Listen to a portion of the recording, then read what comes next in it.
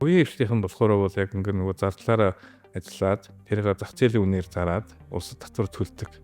Гэтэл бол нөгөө улсын уурхай гэдэг чинь бол үндсэндээ ямар ч үнээр хамаагүй зах зээлийн үнээр доогуур ч гэсэн үнээр ингээд зараад зөрүү нь бол хэнийг нэг карманд ороод тэгэл хэрэгтэй байдаг аширдаг ийм бүр систем болчиход байгаа байхгүй. Цаашаа бол манай улсыг бол эдийн засгийн байдлаас нь харахад бол ер нь баг ингээд бүхэлдээ залхиад идчих хэмжээний ийм одоо монстер маягийн болоод сая бол таны слайд байсан тэр өчнөө 40 гаруй баг охин компани байгаа.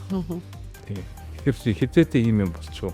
Яагаад ийм болчихоо гэж бид нар бол бас түүхийн эргэж харж ер нь энэ алдаагаа засахгүй бол одоо энэ чинь засгийн гадраас илүү их мөнгөтэй төсвөөс илүү их хөрөнгө оруулалтын боломжтой. Одоо баг Монгол улсын тэр одоо хөрөнгийн 50 хэдэн одоо юу гэмэх 80-ийн бол эзэмшдэг ийм одоо үндсэндээ хяналтгүй ийм бүтэц бий болчоод тэгээд зөвхөн одоо хин хямд юм бэ гэхээр 1-2 хүн дэрийг хянана улс төрчд. Ер нь энэ уул уурхайг яах гэж хөгжүүлж ирсэн бэ гэхээр энэ уул уурхай чинь мөнгө оруулаад энэ улсыг хөгжүүлэх гол санхүүгийн үүсвэр. Гэтэл тэр мөнгөний тас нь ингээд хаа мэдхгүй алга болоод сонгуулийн үед ч юм уу ингээд энэ тент ингээд гарч ирээл бохир болоод ингээд ахарч энэ улс яаж хөгжих. Тэгээ иргэдийн хувьд ч гэсэн гайхаад байхын зөв л